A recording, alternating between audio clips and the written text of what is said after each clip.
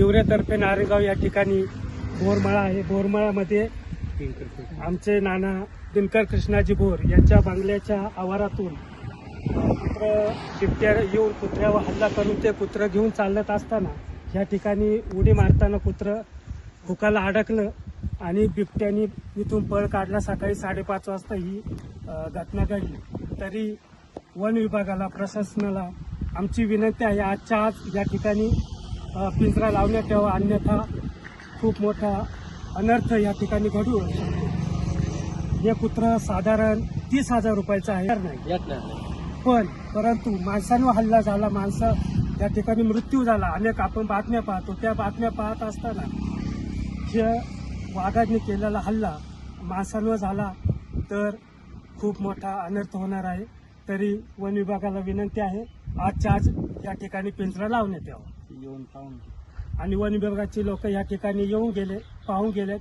त्यांनी फक्त आश्वासन दिलं, पिंजरा आम्ही लावतो, व्यवस्था करतो. पण आज जर पिंजरा लागला नाही तर उद्या या ठिकाणी काही अनर्थ झाला तर वन विभाग जबाबदार राहील. वन विभागवाले आलते. वन विभागवाले म्हणजे आमच्याकडे पिंजरे कमी आहेत, आपल्या हिवऱ्यात 2-3 पिंजरे लागले गेलेले आहेत. परंतु आता हिवऱ्याचा परिसर बघता फार मोठा आहे.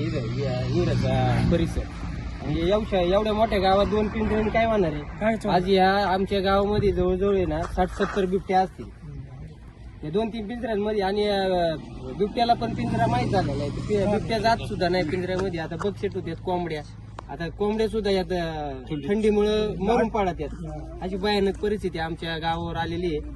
आज कुत्रं नेले, उद्या आमच्या एखादं बारीक पोर किंवा काय. आता प्रशासन ह्याची वाट बघतंय का? प्रशासनाला आम्ही विनंती केली 2-3 वेळा, बाबा तुम्ही पिंजरा लावा. तर त्यांचं उत्तर असं आलंय का आमच्याकडे पिंजरा शिल्लक नाही. आता ते तिकडचा 7 फुटातला पिंजरा काढून इथं लावणार. आता मध्यंतरी 7 फुट्यात 10-12 शेळ्या खाल्या, आता तिथला पिंजरा काढून ती इथं लावणार आहेत.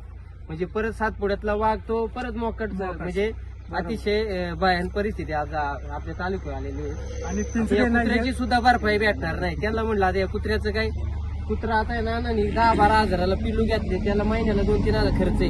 कुत्र्याची किंमत आहे 25-30 हजार. पण आता त्यांना आता 1 रुपया सुद्धा या कुत्र्याचं भेटणार नाही. म्हणजे अशी भयानक परिस्थिती आहे. पावले